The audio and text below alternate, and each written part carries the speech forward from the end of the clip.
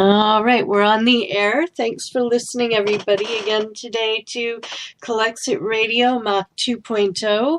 We have with us, I hope you can all hear me all right, we have with us today on Colexit Radio Mach 2.0, Bob Timlin. Bob, I wanted to talk to you a little bit today about Kavanaugh, and I'm going to let you take the topic in a minute and run with it. But first, I wanted to remind people, folks, what you're seeing going on in the White House is not an example of good behavior.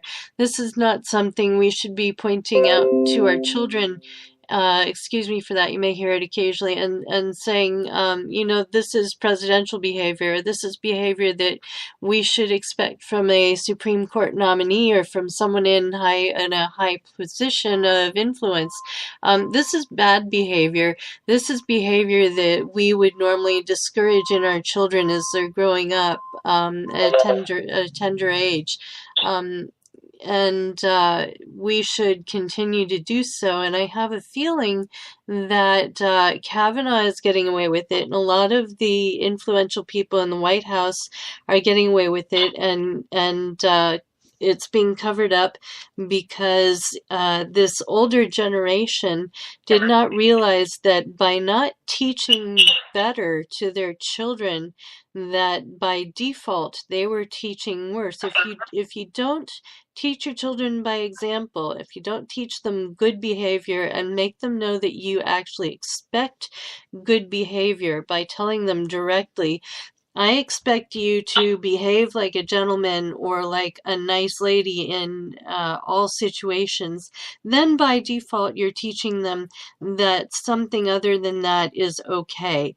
And so all the women now of that older generation are sort of brainwashed into thinking that this is acceptable, this is what's expected of men of that generation, and that they just have to accept it.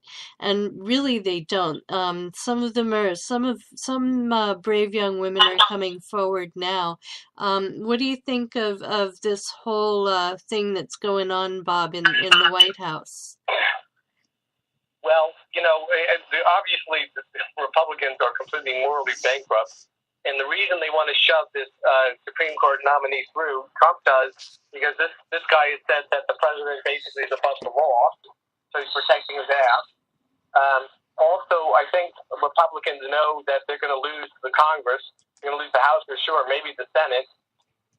There's a number of articles from, one of them was from Brookings Institute, but a number of them how the Republican Party is shrinking. People are abandoning the Republican Party. And you've also got things like demographic changes, where there's going to be no majority by 2040, and the young people especially are abandoning the Republican Party. I think they know that they're in deep trouble, and once they lose Congress, they may never get it back. So this is probably their last opportunity to get a conservative Supreme Court. So they will rush this guy through no matter what. But we need to try and stop it. Absolutely. I think probably these allegations are the second one out, and that guy, that Michael Avenatti, says he's got more dirt on him. So I think that this thing is going to crash and burn. And hopefully blow up in their faces. Go through. I think what's going to happen is that this whole mess is going to make the wave even bigger, especially with women. What do they have left? White men? Yeah. Voting for them? Older white men, because younger white men are abandoning them too.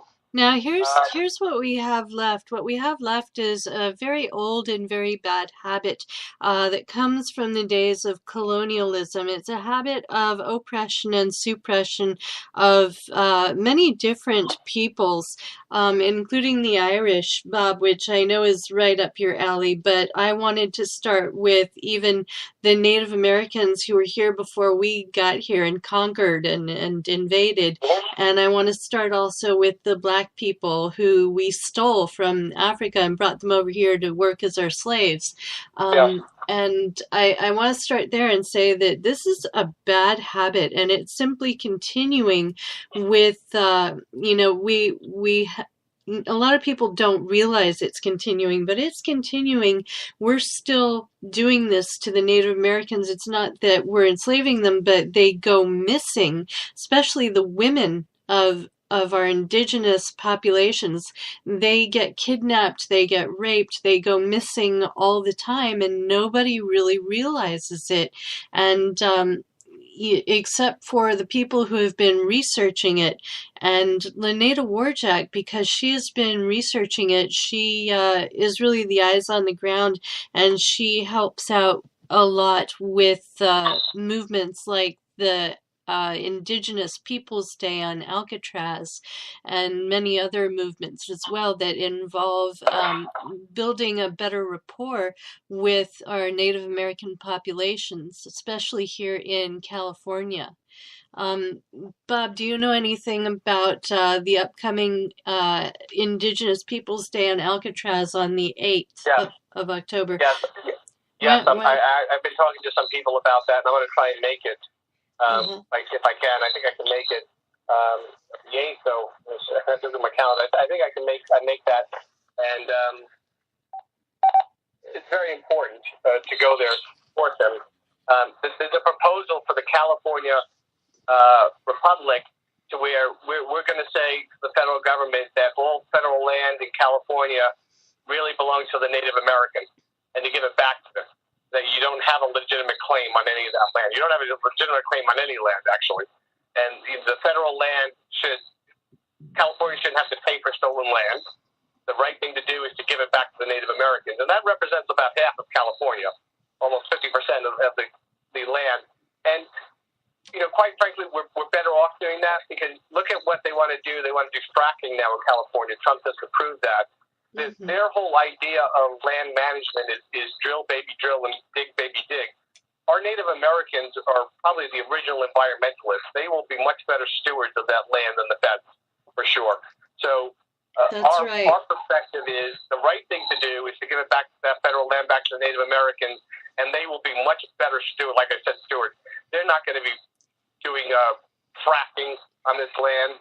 They oppose that. And that will cut down. I think the Native Americans will support us on clean energy. Our idea of land management is shine, baby, shine. Right. We want solar. We don't want oil. We certainly don't want fracking. Right. We don't want fracking because that contaminates the water that we need to drink. We don't want a lot of drilling and deforestation because that creates a lot of excessive runoff, which creates flooding in the rainy seasons.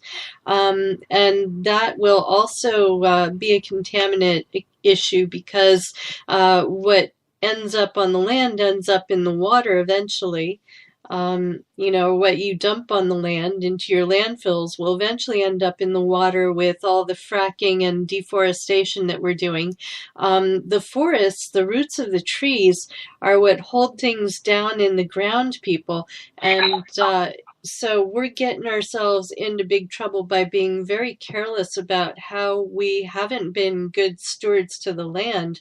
And before we got here, the Native Americans actually were. We talked about this during the last show, how we used to think, and we taught in our textbooks to our children that the indigenous peoples lived very hand to mouth, but they actually didn't. All the time they were here before us, they were figuring things out, and they had it figured out that you work with the seasons. And you plant things if you want to be able to harvest things.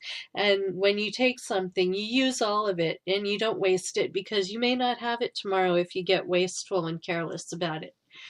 Go ahead. I think I interrupted you, Bob. No, that's basically what I'm saying. I think that we need to do better by our Native people. California has a bad history as well. Of course, you can't say that modern Californians did that. I mean, look who was controlling California back then. But we certainly want to do a better by our Native people. And giving the federal land back to them is the right thing to do. And like I said, they will be the best stewards you can imagine of the land, because their whole culture and spirituality is deeply ingrained with the land. And They're not materialistic. Part of the problem was when the Pilgrims and others came here, and the conquistadors came here, is that they really took advantage of the naivety of the native people who were living peacefully on their land and not exploiting it. Like the conquistadors and the other invaders from Europe did. They really raped the land. I've heard estimates that the actual resources that they stole from the Native Americans is in the trillions of dollars. Absolutely. Trillions of dollars. So, I mean, the U.S. government has no legitimate claim, really, on any land, period, let alone in California. Right. The natives do, and we should give it back to them. Right. And for those of you Californians who are worried about the idea that we might lose something in terms of where can we live then, or how will we make money, we're not living on that land now that we're talking about giving back to the Native Americans, folks. We're not living there. Right.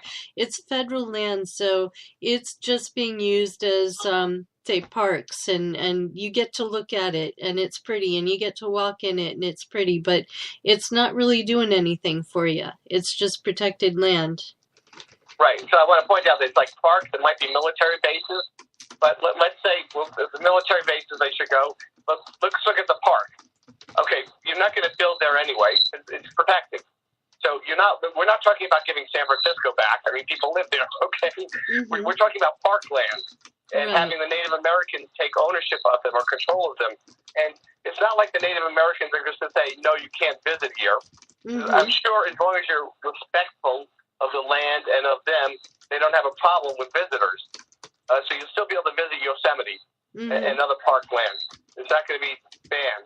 And we wouldn't be able to build on it anyway, but what we will be doing is stopping the feds from controlling it, including fracking on it. Because that's what they want to do now. Is the natives aren't going to frack on that land. And you'll still have access to the park. You might have to pay a fee, but you pay a fee right now to the feds. So let the natives have the fee. Right? You're not really losing anything. This is land that Californians don't currently use, other than maybe visiting parks. And you'll still be able to visit the park. Absolutely. Hang on one sec. We might have another friend Skyping in.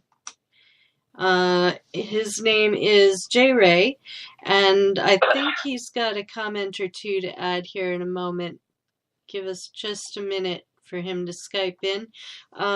But anyway, let's talk a little more again about reminding people to please go check out this wonderful day. It's going to be really great on the 8th on Alcatraz Island on October 8th. It's an Indigenous Peoples Day. It falls on the same day as Columbus Day.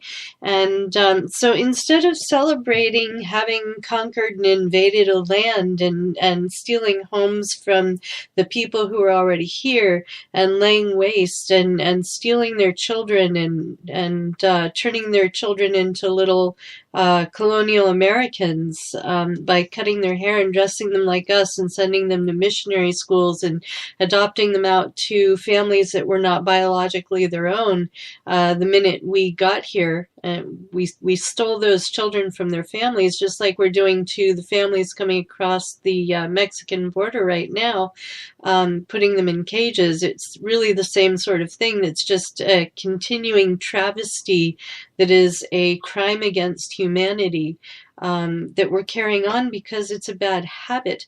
If you go on the 8th instead to Alcatraz to celebrate Indigenous Peoples Day, we will be celebrating instead a new beginning. Which would be the beginning of building a wonderful new rapport with these people that were here before we were, which would be a really, really fabulous way to make a new start and turn over a new leaf in life. I agree completely. And, we're talking about partnering with them. They will have sovereignty over the land, but I don't expect there'll be a hard border.